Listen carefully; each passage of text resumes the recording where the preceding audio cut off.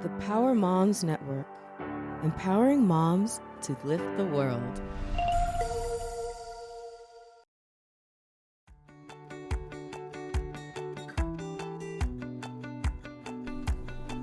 Welcome. I'm Riley Karsh. I'm Tova Kopan. We are thrilled to bring you the We Go Boldly podcast.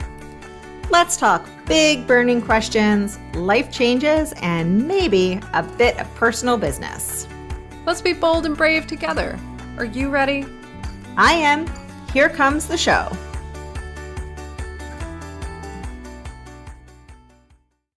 Hello, everyone, and welcome to We Go Boldly, the podcast. It is a lovely day here when we're recording. I am very excited. We're still in season 10. I know I say it every time, but honestly, these how-tos are sparking so much thought for me. So hopefully they're doing the same for you guys out there. We would love to hear from you. So if the how-tos are helping you, let us know. Or if they're not, let us know. We want to hear. We want all the feedback. Right? So today we're going to be talking about finding hobbies. Now, you might be sitting there going, well, how is this like hard? How is this a how-to? Why do we care about finding hobbies? And we are going to get into that.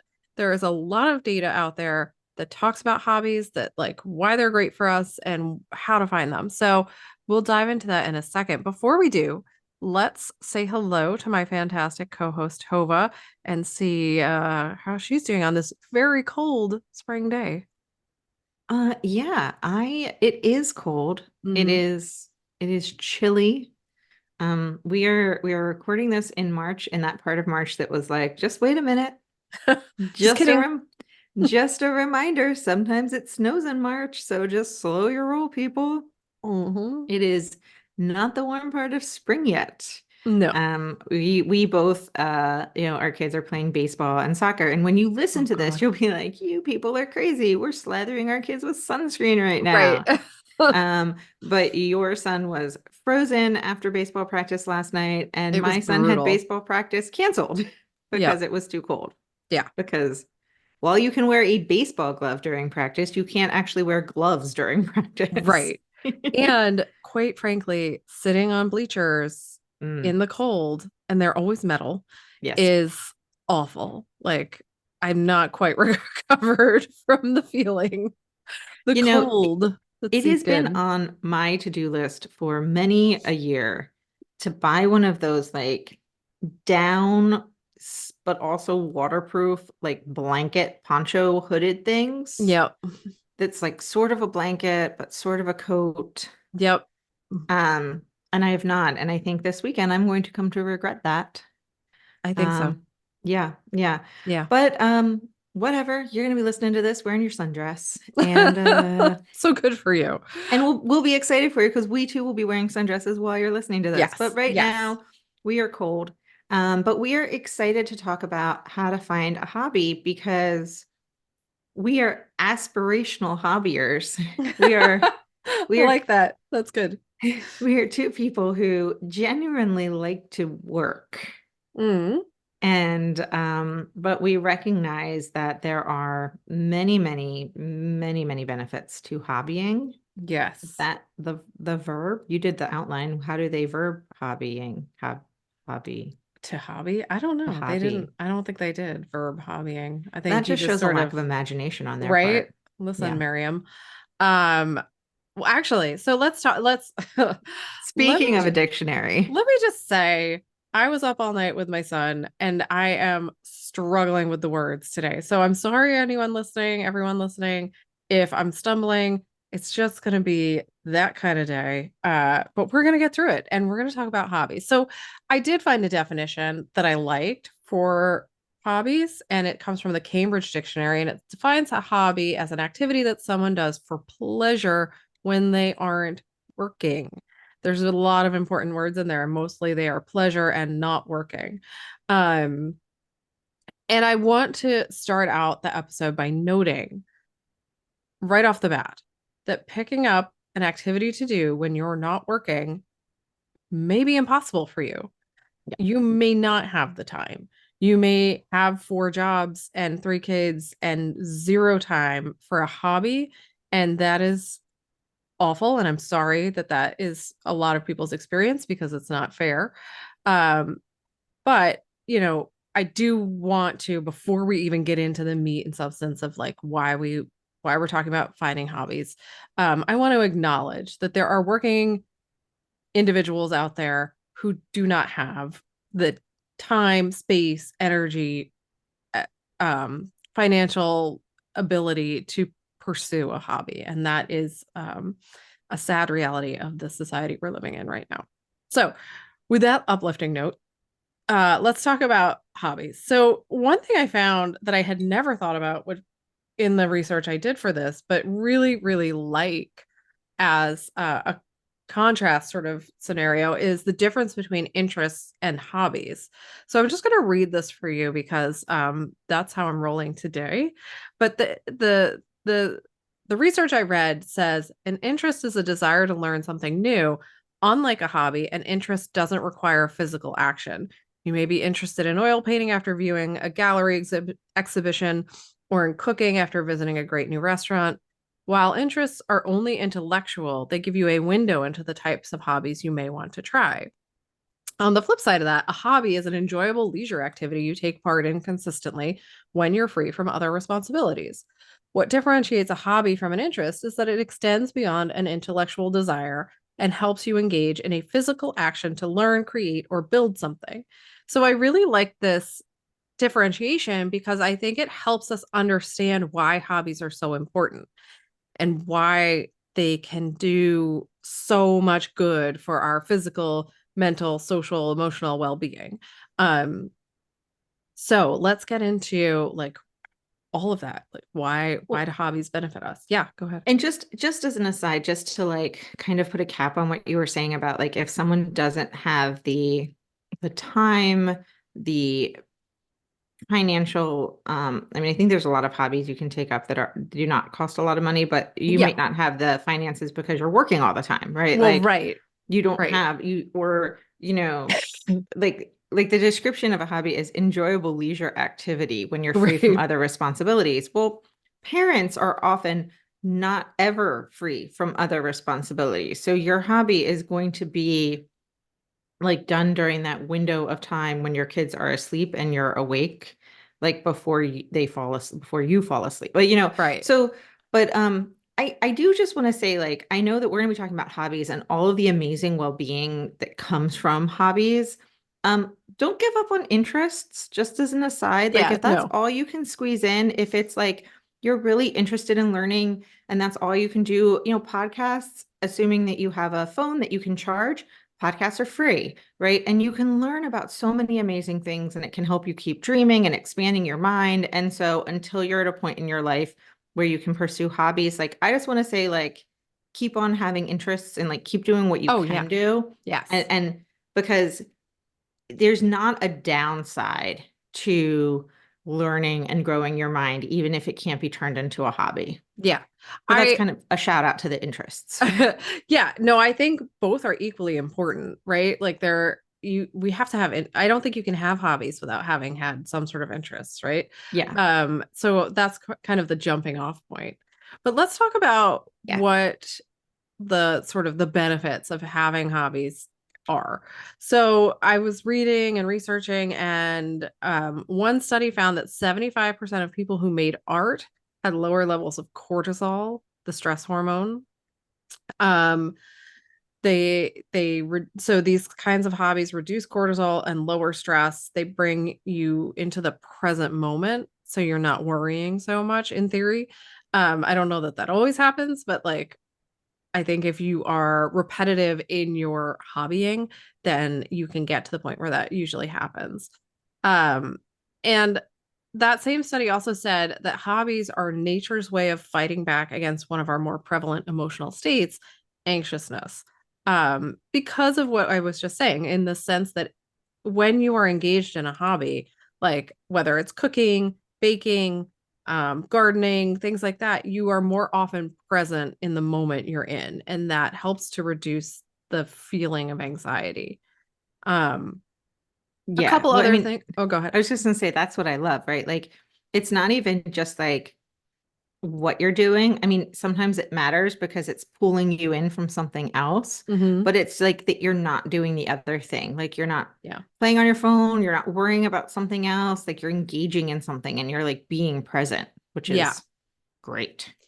Yeah. And one thing I was reading that I found super interesting is if you are a person who likes to produce, like if you feel compelled to be productive, but not in the busyness sense of the word productive, but like to tangibly build something or to create something and have a result that you can hold in your hands, right? Hobbies can help you find that kind of fulfillment, especially if your job doesn't do that, right? Like if Right. your day-to-day work or your day-to-day parenting or I don't know, the rest of your life doesn't help you create anything or produce something, then hobbies can really fill that role for you. And that is very satisfying if you are a person who, like, I love to build things. I've always loved to build things. And when I, have a hammer and nails and create something, it's super satisfying. I'm like, "Oh, I made that. That's mine. I did it." And it feels good. Um, so that's a great benefit of having hobbies. So let's see what else I have here. Um, Hobbies, I think I like this one as well. Hobbies let people focus on themselves and find value there, not just in their job or in their family responsibilities. So we've talked about this at other times, and the idea that so many of us get our identities wrapped up in our jobs or in our kids or both. And that is a precarious place to be because you can lose your job and your kids are going to grow up and go away. And so, I mean, in theory, right? And so, if your whole identity is wrapped up in your job or your kids, it's very hard on people when those things change. Like when your kids move out of the house and go to college or go get a job and they're not at home. And like, yeah, maybe you're like, woo, thank God. But maybe you're like, oh, who am I now? Right. So hobbies can help us feel good about ourselves as individuals. And that is, and internally good about ourselves as individuals. It's not requiring any external validation. And that is really good for us.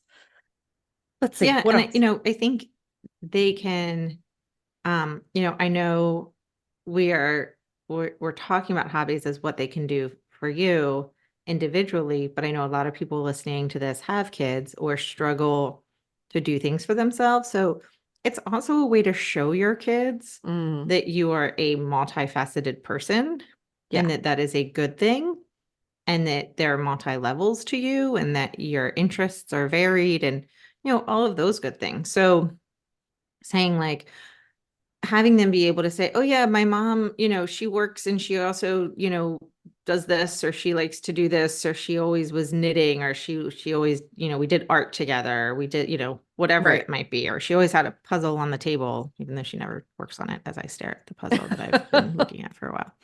Um, another thing that I like, sometimes hobbies can be something that you do by yourself, but it's also a great way to socialize. Hmm. So whether you're joining a group to do it or whether it's just like you have a game night and you invite people over.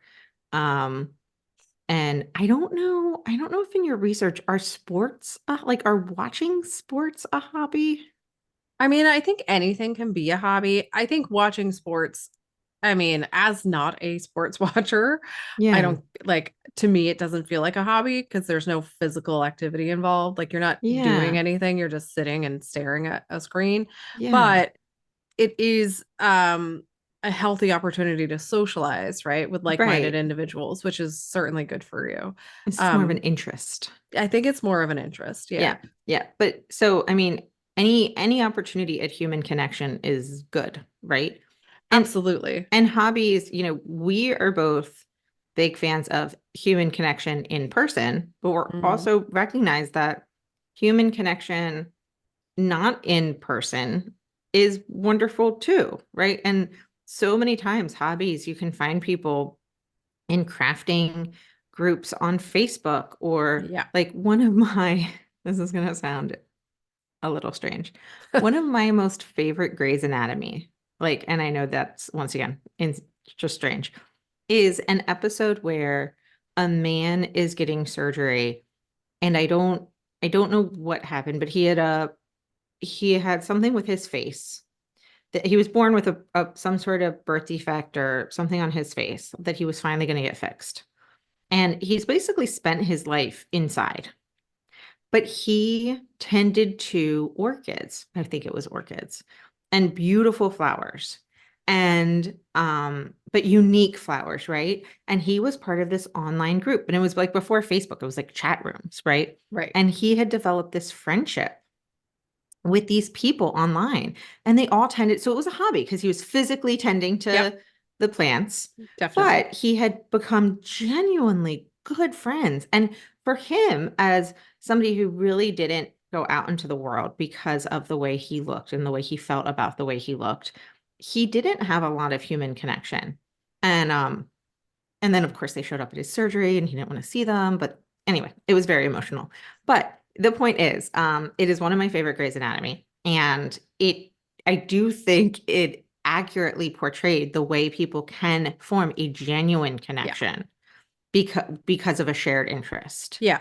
I mean, Um, we learned this during COVID, right? When nobody Yes. could go out and do anything and go places. We learned that people can share a genuine love for sourdough starter and making bread and but become like good friends over it, right? And a million other things happen. I know you had your Zoom conversations with your dad and with some of your friends, and those Yep. things allowed you to, like, maybe you weren't doing a specific hobby, but I did a lot of baking. yeah, exactly. And so that is a very real way of socializing, especially if you are, an introvert, or if you are socially anxious. Like, these can be ways for you to dip your toes in the water of socializing with other like-minded people. So I think all around, it's very good for you, whether it's in person or not.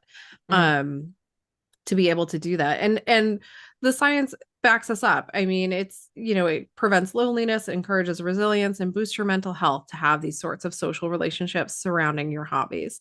And it encourages you to, and we're going to get to this at the end, but it encourages you to create a growth mindset, which is beneficial for you in a million different ways.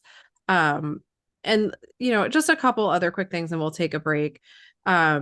Hobbies can boost our mood, enhance our self-esteem, provide healthy coping mechanisms for stress and anxiety. I mean, how many stress knitters are out there? I suspect there's a lot. I don't know how to knit, although I kind of would like to, but I feel this sense that, like, if you're a knitter and you're stressed, you can, like, get out your needle, get whatever they're called, darning needles, and, like, knit something, and that helps actually reduce the stress levels in your body. um it can create a greater life satisfaction. Imagine if you have the time and the finances and the space to have a hobby. Imagine if, like, one night a week you went and played tennis, or one night a week you went to bridge club with, I don't know, I'm thinking about my grandmother and how she would play cards with her friends, and, like, that was a big deal for her, and she would play tennis with her friends, and she would get away from my grandfather, who she loved very much, but, like, just to have that hobby that was hers, was about her and her friends and what she liked to do. That was really, really helpful for her. So, with all of that being said, those are all the reasons hobbies are really good for us. Let's take a quick break and we'll get into the how-tos of finding a hobby that's right for you. So, we'll be right back, everyone.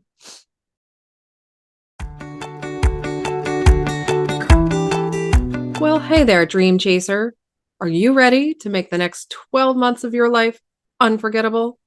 Introducing the Year of You, a groundbreaking new goal system group that's about to redefine the way we approach personal growth. Join us with a community of like-minded individuals committed to unlocking their full potential.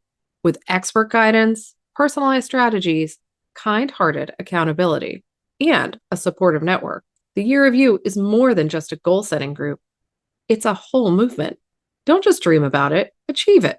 Click in the link in our show notes, or go ahead and visit us at goboldlyinitiative.com/year of you to learn more today. Let's embark on a transformative journey together towards becoming the best versions we can be. The year of you, where your goals become reality.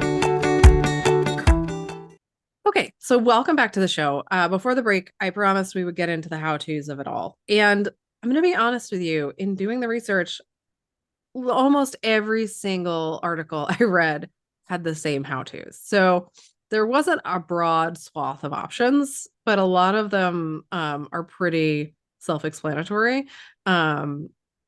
The reason I want to talk about it, though, first of all, is because this is the how-to season, but also because when you are stuck in a place where you don't have hobbies and you don't know where to start and it can be really overwhelming, right? Like you're just like you won't necessarily see the obvious solution to whatever you're trying to do.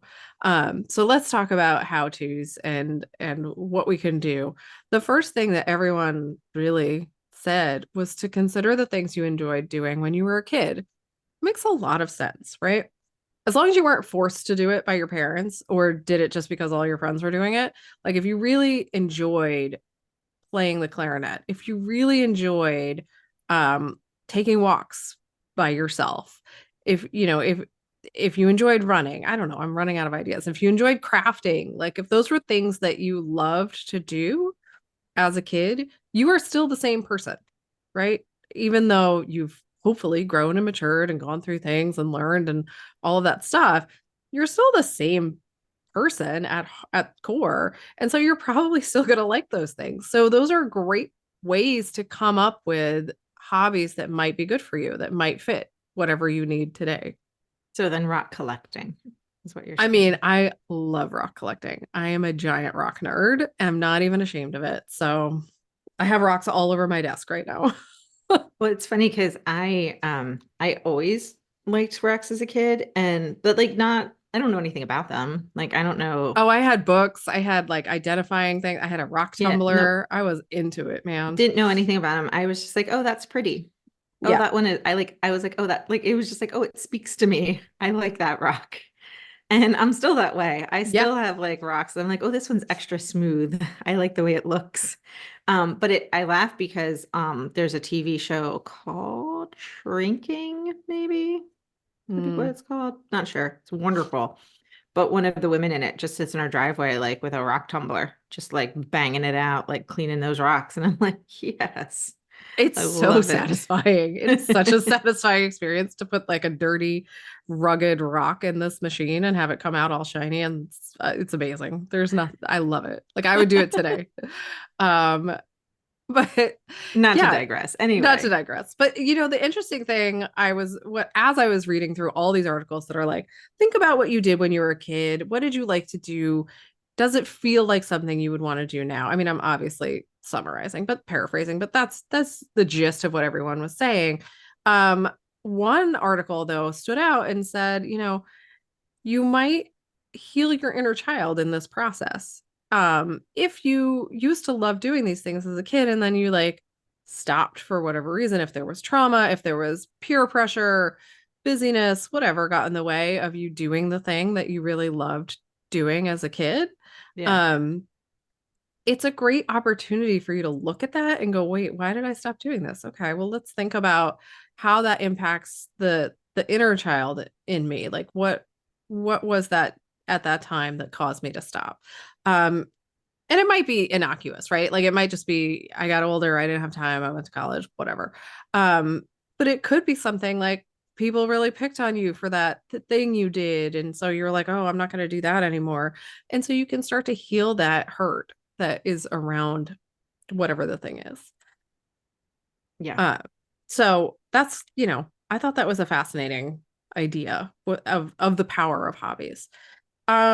So the other, the next step and the reason that we identify the difference between interests and hobbies is that you could, of course, look at your interests. Like, what are you interested in? If you love food and eating out or eating at like farm to table restaurants, maybe you're going to try growing tomatoes this year or cucumbers or something, some sort of patio garden that you could do, and gardening can become your hobby. Um, Well, if and I you're, think, go oh, ahead. sorry. Like, I think that's an important thing is like when you think about your interests, like what what's the part do you like, right? Yeah. Like, okay, so you're a foodie because you like to go out to restaurants. Do you like the experience of, seeing what somebody else does and seeing how they put this together? Or do you want to do it yourself, right? Like, do Right. you want to grow the food and try to do it yourself? And so maybe there's some interests that are just going to stay interests because Yeah. no, you like to go out, you like to meet with the chef, like you like to do these other things. Right. Um, maybe what that means is that you should have a blog and review like the restaurants just for you and like whoever wants to read it, but Yeah. like for you, like maybe that's the part that is your hobby. But Hmm. maybe your hobby is actually growing food and learning how to cook. Yeah. Right. So maybe uh maybe at a you go to, like you said, the art museum because you love oil paintings. Well, maybe you just like the silence of the art museum. You like the calm. You like to sit there and stare. You have no desire to create the art. So Mm. maybe there's something different you can pull from that would be a hobby, right? So I Right. think it's important to like look at your interest and be like, what part of this is the part that I love? Yeah, I think that's so, so important. And I'm just gonna highlight it in case people were tuned out for a second. Don't tune out. It is extremely important that your hobby is meant to be fun, pleasurable, Yeah, enjoyable. It's meant to be something you want to be doing, not something you think you should be doing.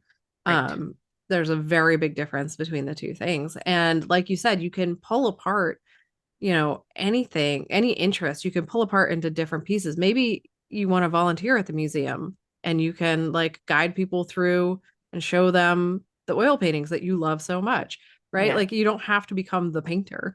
So it's looking at the part of the interest that brings you joy and Hmm. brings you peace, I think.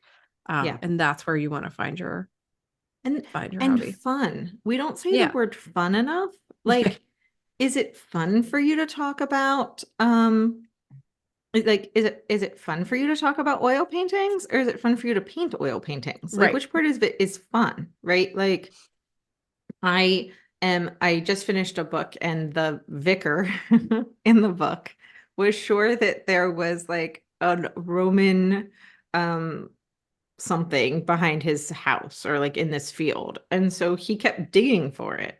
Oh no. Like, I mean, he was just sure it was there because he had found this little piece of tile at one point, like a decade earlier. But he found great joy in just like, I think the hope that it would be there. And it was fun. It was never discouraging for him. Like he had so much hope and he loved to read about Roman history and he loved to read about these archaeological digs. And then, of course, he did find more tile and he found more and he got to yell Right. Eureka sometimes. And it was very exciting. That's awesome. Um, but there was joy and fun for him in the digging, right? Like, I think the people around him were happy when he actually found something Yeah. because they were relieved that he was not going to be seen as a, insane person. Right. But I don't think he needed that. He knew something was there. Yeah. And so he just had joy in the digging. Right. like, And the learning and all and of the the things, learning all and of the things that come exactly. around it. Yeah. Exactly. So I think figuring out what part is going to be fun for you, because Hmm. just like with like New Year's resolutions or any goal you set, if it's not fun, you're not going to keep doing it. Yeah. And Yeah. Which is not to say don't try things, right? So that's the yes, next suggestion of the how to's is to like try out intro classes to various things. So yeah, maybe you try out a painting class. I don't know, we're stuck on these oil paintings. Maybe you try out a painting class and you're like, whew, that was terrible, right? Then that's not the hobby for you, but you should try things. You should see what it is that actually brings you joy. Like if you're going through your interest and you're like, I don't know why I like it, I just like it. Try out different things around it and see what sparks in you. Like what brings that like I don't know, that inner feeling of like, ooh, this is fun. Like you said, using the word fun. Like if you're using the word fun to describe the thing you're doing, then it can be a hobby. Another how-to suggestion that I don't know how I feel about this one, but I'm going to share it because everyone said it. And that was to take personality quizzes and assessments to understand your personality type, and that can help you sort of dig into what typically interests you. So like if you took the Myers-Briggs and you found out you were like, I don't even remember all the designations, but if you found out you were an introverted something, something, something, and then you're like, okay, well, so maybe I need a hobby that focuses more on me being by myself, Yeah. and it's creative and it's quiet and that kind of thing. So they can be helpful, I suspect, in that way. It would not be my first choice of how Well, to. I think, listen, if you're listening to this and you're like, oh, Riley and Tova, that's great, but I have boxes and boxes of failed hobbies. And I took masterclass, I used masterclass and I never Yeah. took any of the classes. And I use this other thing and I never did that. And I keep buying Groupons for these things and I never use them. Take a personality test, Yeah, that's true. whether it's Myers-Briggs or even the Enneagram, or I really like the four tendencies. And Hmm. one reason I like the four tendencies, I know more about it, but B, I know that it will help you know like what helps you be accountable. Yeah. And maybe the reason none of that worked is because at no point did you find an accountability partner. And the four tendencies personality quiz is going to be like, you really need an accountability partner. Yeah. You're Like you're not not going to going do to do anything anything. without one. And so, do whatever it is that you need to then be like, oh, okay. And just try that and say, Mhm. hey, go to a friend and say, hey, I'm thinking about taking this art class or doing knitting. Have you ever done it? Would you want to try it together? I think also some of those things would give insight into like, do you get discouraged easily? Right. So, like, for example, with knitting, I think it would be helpful for me to knit with somebody who knows how to knit, Yeah. because I learned how to knit, but I never learned how to end a scarf. So like I can just make a scarf forever, An never, endless never, scarf. never, I never. love it. But I could never end a scarf. I also can't, I don't know how to knit well enough to like fix a hole. Like I Hmm. just can't fix anything, right? And so it would be really beneficial for me to knit with somebody who's not a new knitter. Yeah. But I could see in other instances where if I was, you know, painting for the first time and I was doing it with somebody who was really good and who I thought of being really creative, I would suddenly be like, oh, I can't paint with them because Yeah. It could be they're intimidating they're or, better than me. yeah. Yeah.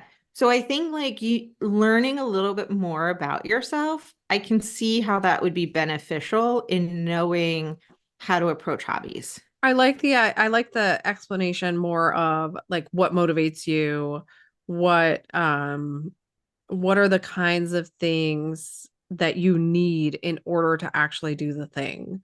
And that I think is, you're right, super helpful to Like less understand. about like, oh, I'm gonna like needlepoint because Meyer-Briggs told me so. Right. Yeah, more about like how do I actually do the thing? Yeah. Um so a couple other things that I found in my various searches, and one of them I actually think I'm going to start doing myself, and I like this idea, and that's just to keep a list of things you want to try, because as you guys know, I cannot remember anything. So like it could be a Tuesday and I'd be like, "Oh my gosh, that looks so cool. I want to do that." And then by like Tuesday night, I'll be like, "What was that thing? I don't know. I don't remember." And so writing it down and making this list, this like ongoing list, it kind of sounds like a bucket list, but it's more about like different things that you want to try out, right? Yeah. And they could be ludicrous. You could be like, I want to try out something that's like, it's going to take me 10 years to get to the point where I'm able to do that thing.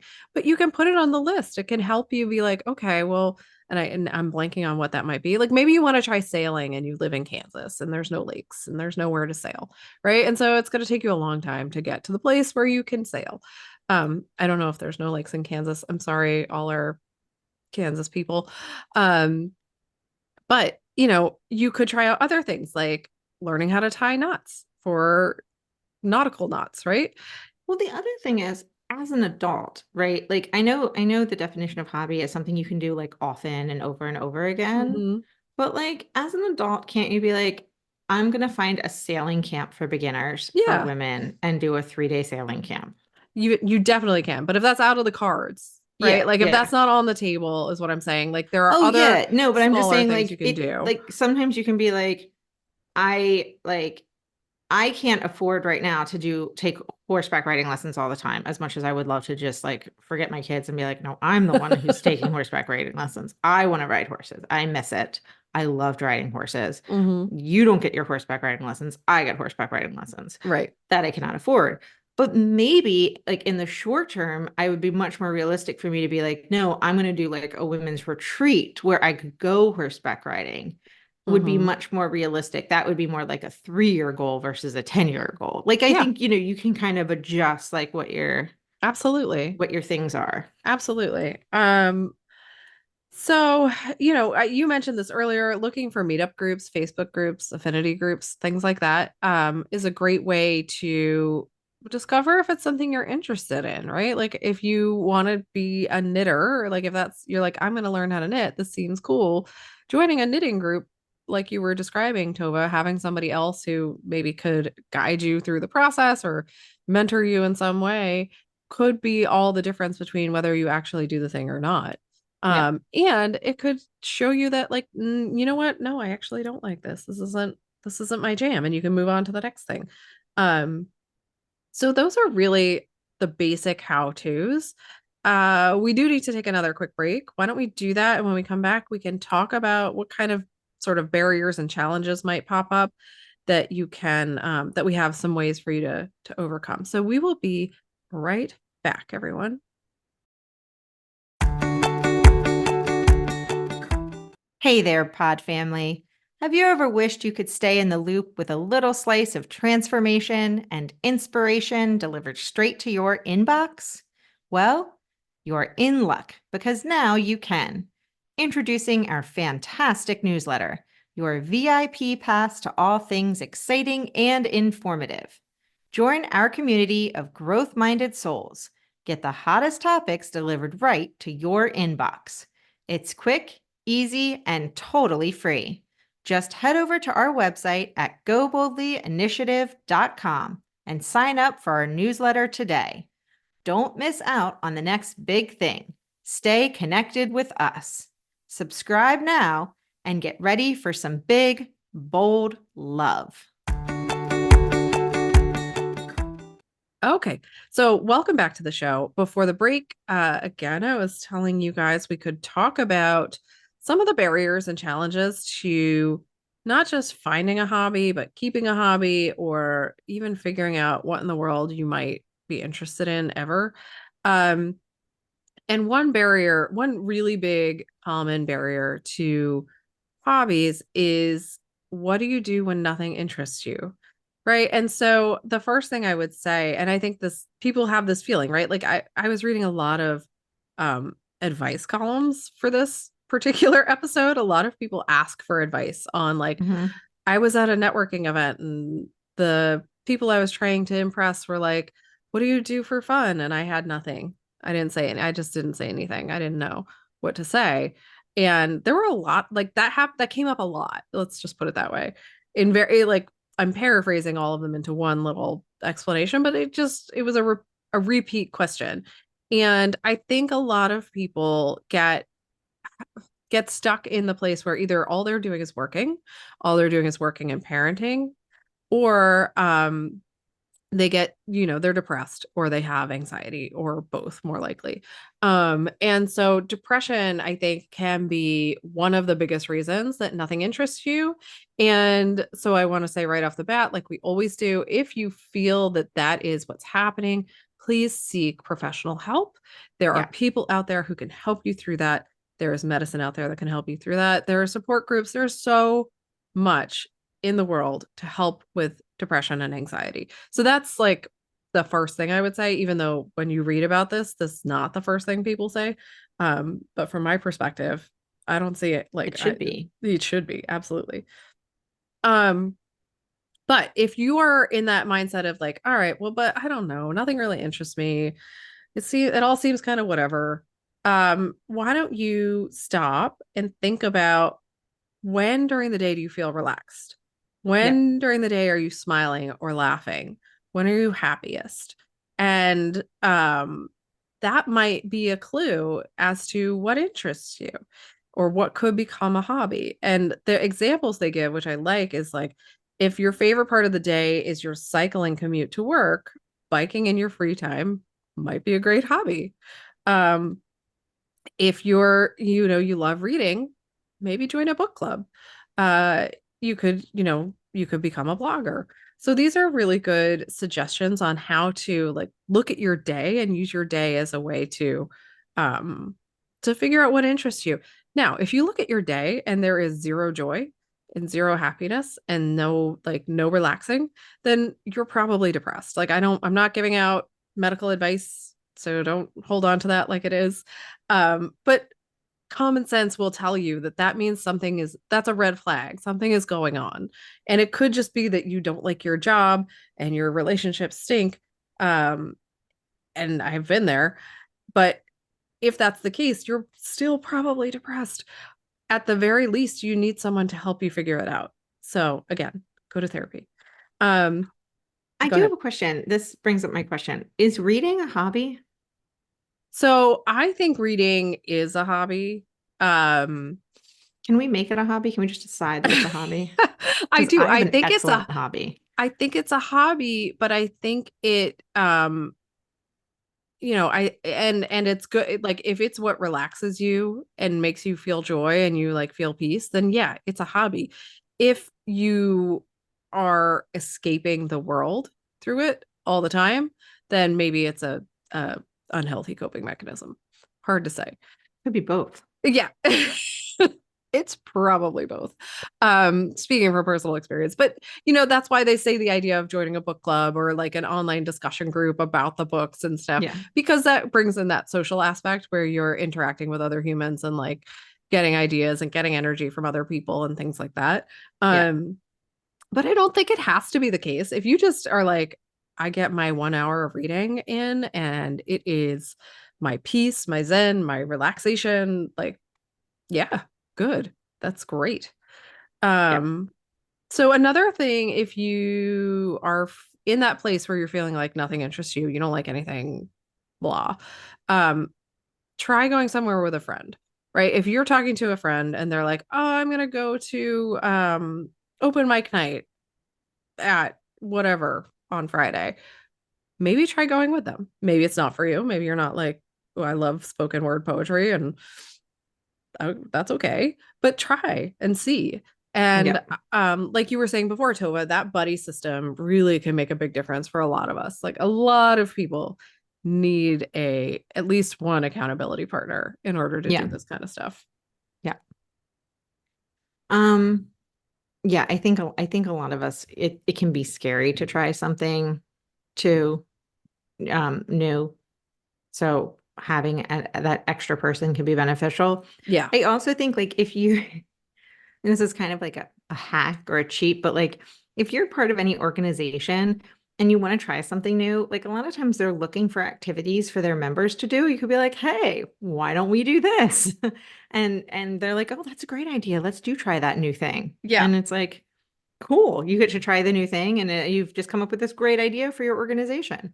I think this is a really important point. Bringing a work mentality to a hobby can be harmful, right? Like the whole point is to have fun, to be relaxed. Notice that we haven't said anything about goal setting as part of this.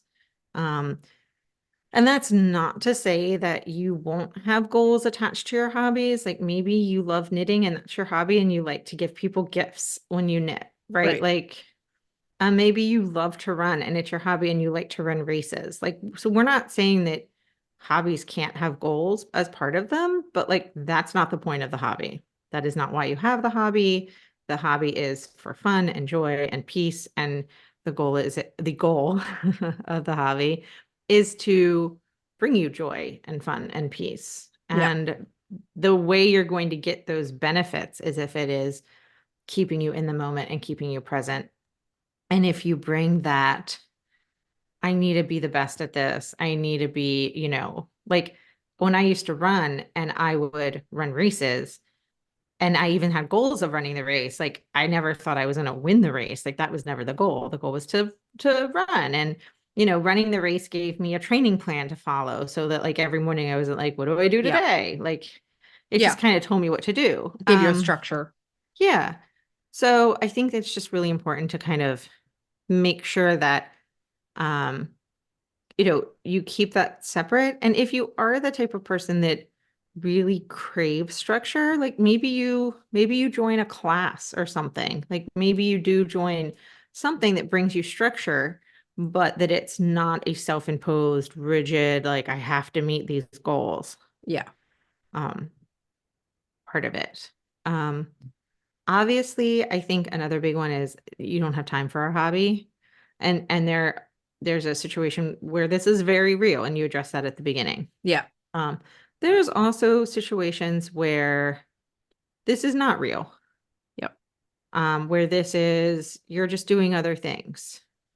I never like that meme or whatever about how it's not that you just don't have the time, you just have different priorities, because I think that undermines a lot of people who genuinely don't have the time. Exactly. And I'm not even talking about people in the extreme situation that you had said, Riley, where it's like you work all the time. I'm talking about people who parent and are busy, and they're genuinely just busy with life. Like, and it's hard to prioritize.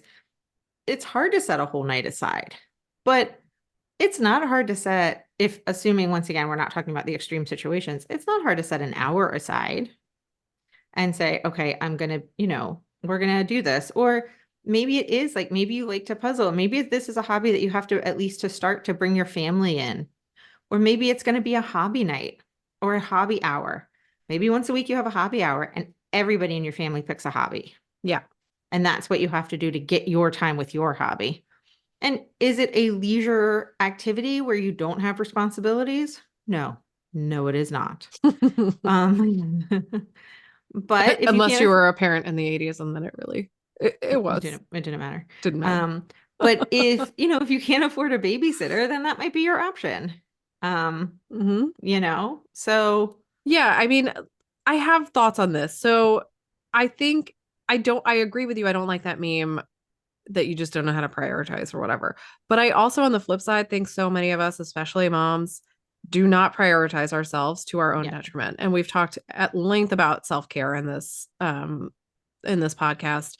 And having a hobby is self-care. And it is taking time to nourish your own joy. And outside of your family, right? Outside of your kids, outside of your spouse, if you have a spouse, outside of your other family members or your job. And that's extremely important for our mental and physical well-being. So, but you could, like you said, Tova, it doesn't have to be every night that you're out doing something. Maybe it's one night a week if you have the ability, if you have a partner or a spouse or somebody who can watch your kids and you can go out and do the thing the one night, it's going to make you a healthier, happier human. Also, like you said, like maybe you set aside an hour, or, I've seen at the park, like maybe you bring your kids and they play catch and you do your yoga. It's not as, like you said, again, it's not like you have no responsibilities in that moment, unless you're, from my past and you just go off and do your thing and we drink soda and hang out. But it is at least a start, right? It's a place to start with. So I think that saying you don't have the time in the scenario that you described, Tova, where it's like, well, you're busy. Also, your heart, spirit, soul, mind, body, etc. need nourishment. And so can you find that space to nourish yourself? And also think about trying things at unusual times. Like I liked this suggestion, even though I'm like, I'm not getting up earlier for this. But I liked the idea of like, well, maybe you do your hobby in the morning for an hour. Or 20 minutes, like if you sit with your coffee and your puzzle for 20 minutes and just zone out. I think it's an interesting way of creating time, I guess. And it won't always work. And there's going to be like a kid who's up all night and you're going to be too tired. And, there's going to be stuff that gets in the way. But I think one thing I know I need to remember is that you don't have to do it perfectly. You don't Yeah. have to, it doesn't have to be like every Thursday morning I do this thing for an hour. And if I don't do it, then I'm failing. Like we get stuck in that mentality and it holds us back from enjoying the times that we do have available to ourselves. So don't let that hold you back. Another obstacle is if you lose interest in the hobby. And I found this to be a really interesting obstacle that kept coming up because I'm like, you lose interest, you lose interest. So what? Um, I'm like not that person who cares if you have 7,000 crafts in your drawer and you haven't done any of them. Maybe you'll do them. It's okay. I mean, if you have the space, right? Um, so a couple things that people raised when talking about this as an obstacle, and that is like, did you really lose interest, or are people not supporting you, or people telling you, why are you doing that? You shouldn't be doing that. Or do you, have a partner or spouse who is like, no, I'm not watching the kids by myself for an hour. I'm not doing it. Which is a red flag, by the way. But is that what's happening? Or are you just bored with it? Or you're not into it Yeah. anymore? Like, and I think that's okay. Like it's supposed to be joyful. So if it stops being joyful, do something else. Yeah, I mean, we have said this before, and we'll say it probably many more times again, but like when you take up knitting, you do not have to knit for the rest of your life. You are allowed to do it for a while, years, even, Mhm. really enjoy it, be known as everybody's knitting friend, and then like not do it anymore. Mhm. Like that is allowed. Um, you are allowed to, do it more or do it less. Like, that being said, like you said, if you're not doing it because there just seems to be, it's just too hard, like you love it, but it's just too hard to do. I think then that's a different situation. Mhm. That is a different, that is, that's something that you have to figure out, like, what is in my way Yeah. to prevent me from doing something that I really find joy in doing. Right. And the only reason I don't like doing it is because it's just too much of a pain in the butt. Yeah. Yeah. Like horseback riding. Not only is it Yeah. financially draining, it's time consuming. You have to go to the place. There's a lot involved in it. You have to deal with, the people who own the horse. Like there's a whole Yeah, there's a lot host to of do. things involved in it. And Yeah. that can feel like too much, right? Yeah. I think the last one before we talk a little bit about, cultivating growth through your hobby, but is make sure you don't overcommit, right? So either at the beginning, middle, or end of your hobby, like let's go on this knitting idea. Maybe you are the knitting friend and you're like, someone's like, oh, Jane, you're our knitting friend.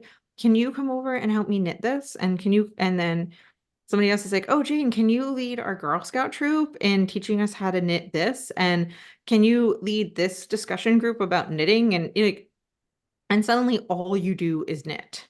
And you've already decided that you want to knit for a Christmas present and you want to knit for this. And you have a baby blanket that you want to knit. And it's just like, it's a lot of knitting. And it's something that used to be fun.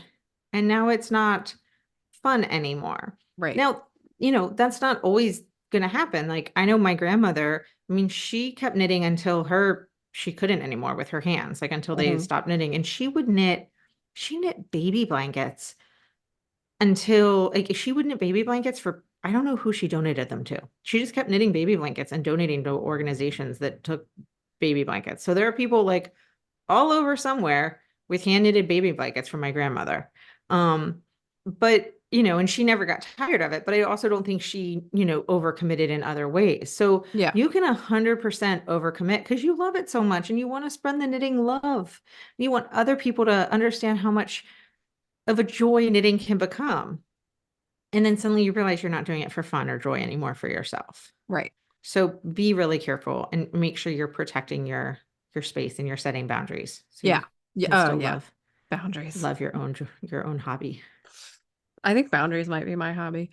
Yeah. Um, Teaching people how to teaching people set boundaries. boundaries. Um, So, just a couple final thoughts and then we'll get to our homework. And w- when I was doing the research on sort of the how-tos and the whys and all that, it occurred through all of that that I was thinking about how hobbies create sort of a growth mindset for us because, and this came up in an interview we did of like, if we start out with a hobby and we start out like knowing nothing at the very bottom, just trying to figure it out. And then we grow throughout time. It's trial and error, or we seek out help, we get a mentor, we do all these things. And it teaches us that we can achieve things, right?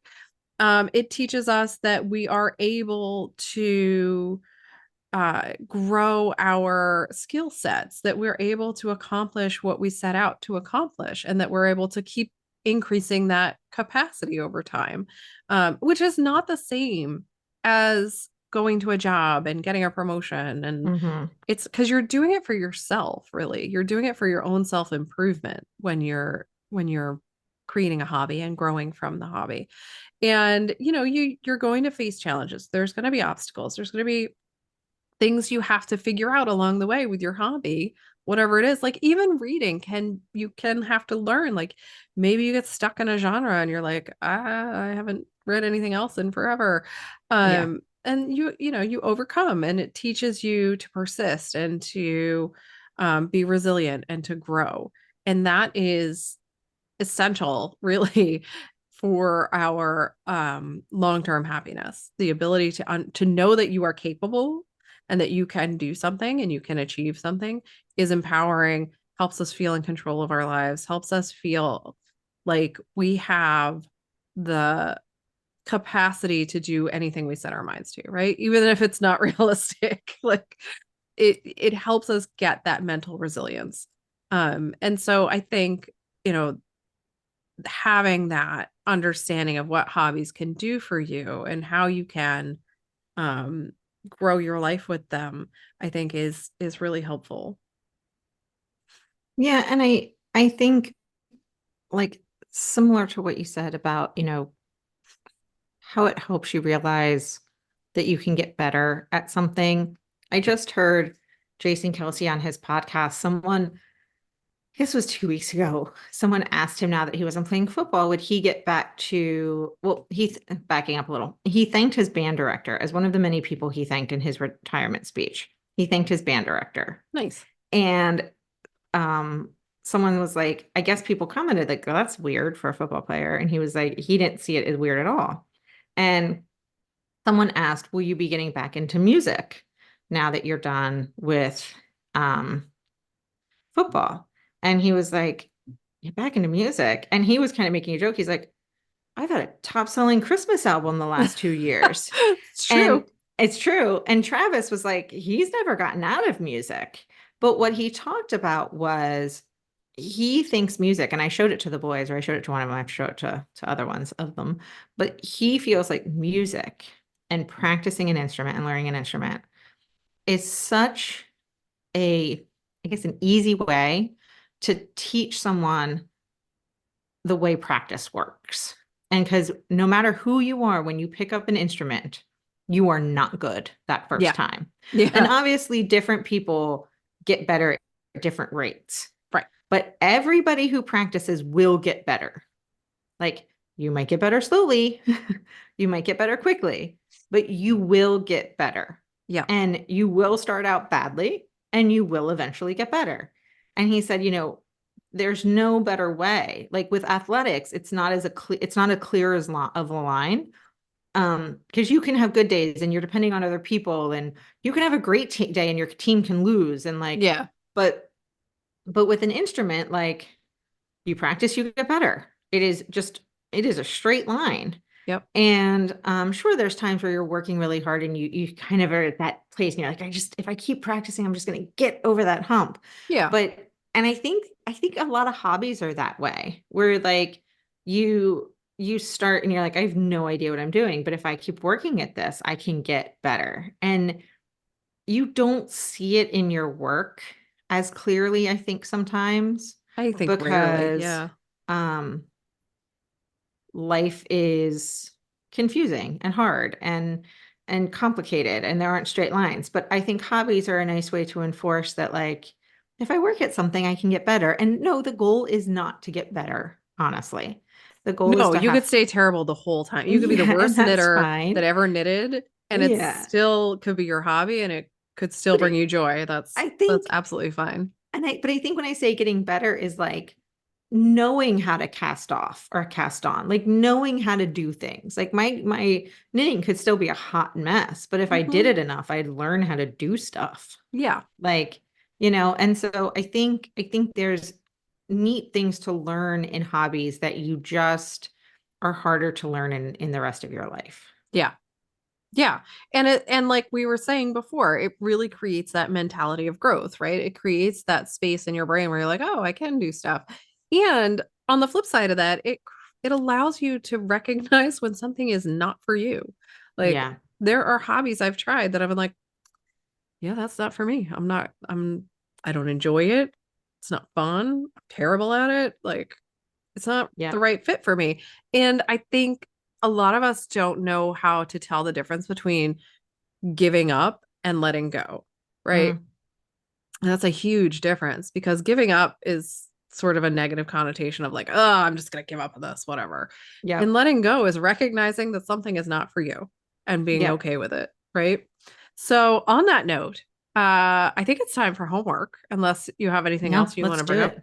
All right. So this week, this is easy homework for you guys, and I'm excited about it. And I really hope you will share it with us because I want suggestions for new hobbies.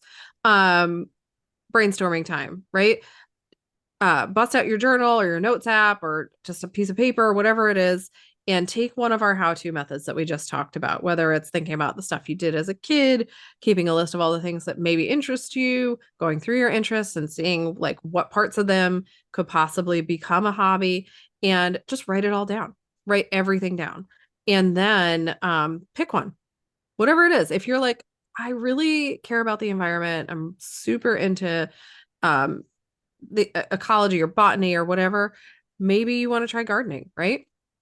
Okay, cool. So your hobby you think might be gardening. So start researching what you need to know or what you need to do to start gardening, and pick whatever you want, whether you're like, I'm going to grow tomatoes, or I'm going to grow wildflowers, or I'm going to plant pollinator flowers. Whatever it is, cool. Research it and write it down, make a plan, and try it out. Please, please, please share it with us. Post a picture of yourself doing the hobby, or like just, like if you're going to become a beekeeper, take a picture of your hive and tag us on social media with it. Let us know how it goes for you, whatever it is that you're trying out. And even if you try something out and you're like, this was a disaster and I don't like it, share that with us too. So we can be like, yeah, it seems terrible. Like, that's cool. Try something else. You can tag us on social media at Go Boldly Together. You can email us. You can find our try that again. You can find us on our website at goboldlyinitiative.com. We are looking forward to hearing from you. And that is the homework for the week. I think it's kind of fun. I'm actually going to do this homework and see what happens. So I'm excited. Yeah. We will be back next week with another how-to. If you have how-tos that you want to know about, let us know. You know how to find us. So until then, everyone, have a fantastic week and we'll talk to you soon. Thanks so much for listening to We Go Boldly podcast. We know you're busy and we love spending time with you. If you enjoyed this week's episode, let us know. Head to Apple Podcasts right now to rate and review our show. While you're there, be sure to click that subscribe button. Want more us time? Follow us on all the socials at Go Boldly Together. Want even more us time? As in all the coaching pizzazz. Find us at goboldlyinitiative.com for all the info. We will be back with more excitement, research, and deep thoughts next week. Until then, keep on being the bold, brave, amazing people we know you already are.